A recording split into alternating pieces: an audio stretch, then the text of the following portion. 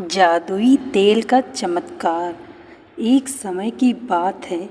एक सेठ दूर दूर राज्यों में कपड़ों का व्यापार करता था और अपने सामान के लिए देश विदेश में प्रसिद्ध था।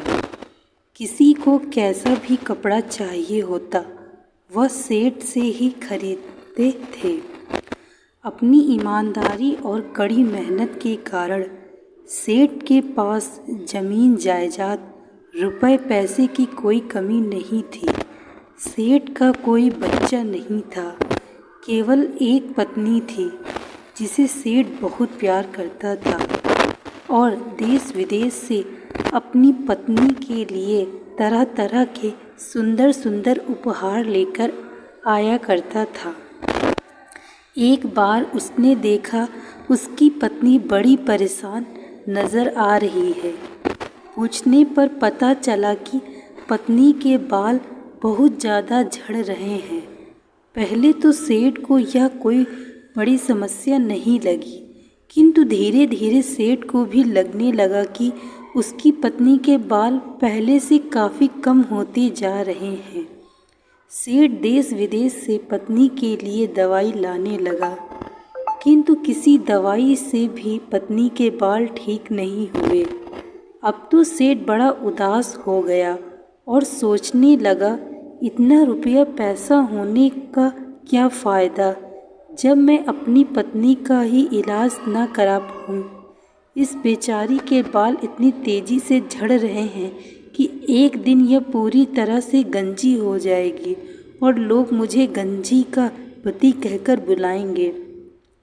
पत्नी के बालों के लिए इतना चिंतित हो गया कि रात में तो उसको अपनी पत्नी के ही सपने आते और महसूस होता कि चारों तरफ लोग उसे गंजी का पति कहकर बुला रहे हैं और उसकी पत्नी यह सब सुनकर बहुत रो रही है। पत्नी के बालों के चक्कर में सेठ का मन उसके व्यापार में ना लगता, जिसके कारण सेठ के ग्राहक भी कम होने लगे।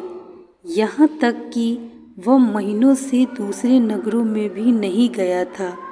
एक दिन जब सेठ की पत्नी स्नान करके बाहर आई तो सच में ही उसके सारे बाल गायब हो चुके थे और मैं पूरी तरह से गंजी हो चुकी थी। उसने जब अपनी पत्नी का यह हाल देखा तो जोर जोर से रोने लगा और गांव के बाहर बने देवी के मंदिर में चला गया। उसे लगा वहां बैठकर उसे शांति मिलेगी। जब वहां पर बैठा हुआ था, वहां पर एक साधु आया और उसने सेठ से उसकी उदासी का कारण पूछा। साधु के प्यार भरे शब्द सुनकर सेठ सिसक कर रोने लगा और बोला, महाराज, मेरी पत्नी के सारे बाल गिर गए और वह पूरी तरह गंजी हो गई है। मुझे समझ में नहीं आ रहा है कि मैं अब सबको अपना मुंह कैसे दिखाऊं। साधु बोला, बेटा, मैं तुम्हें वर्षों से जानता हूँ। मुझे पता है कि तुम एक बहुत ही मेहनती, सच्चे और दयालु इंसान हो। मेरे पास एक जादुई तेल है, तुम यह तेल अपनी पत्नी को दे दो।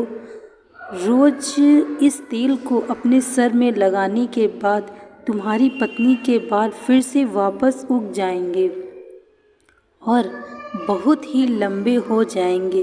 किंतु याद रखना, यह जादुई तेल है। इसका काम है किसी भी चीज़ को बड़ा कर देना, इसलिए इसका प्रयोग सोच समझ कर करना और काम हो जाने के बाद इस तेल को गांव के सरोवर में डाल देना। सेठ बहुत खुश हुआ और साधु से तेल लेकर उसने अपनी पत्नी को दे दिया। पत्नी पति के कहे अनुसार रोज उस तेल को अपने सर पर लगाने लगी। सच ही उसके बाल बड़े लंबे हो गए। सेठ की सारी परेशानी दूर हो गई और वह दूसरे नगर को व्यापार के लिए गया। किंतु जब वह एक हफ्ते के बाद लौट कर आया तो यह देखकर हैरान हो गया कि उसकी पत्नी उसके सामने नहीं आ रही है।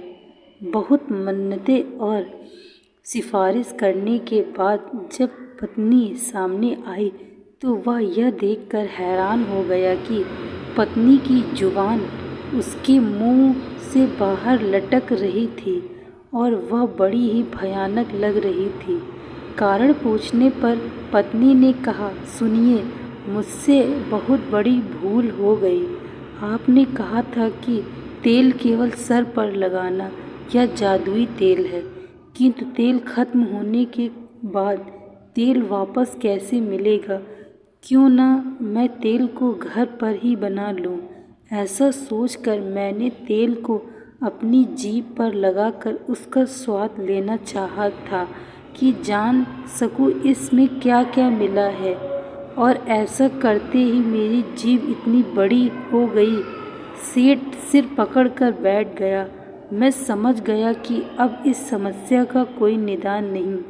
उसके बाद सेठ की पत्नी को किसी ने घर के बाहर कभी नहीं देखा और सेठ अपनी पत्नी की मूर्खता के कारण पूरे जीवन एक इतनी लंबी जीभ वाली पत्नी के साथ जीता रहा और यह कहावत बन गई कि पत्नियों की जीभ बहुत लंबी होती है। दोस्तों, मैं आशा करती हूँ आपको यह कहानी अच्छी लगी होगी। यदि कहानी अच्छी लगी हो तो वीडियो को लाइक तथा चैनल को सब्सक्राइब अवश्य करें। आने वाली ऐसी ही कहानियों को सुनने के लिए बेल आइकन को प्रेस करें। Thank you so much watching this video. Like, share and subscribe.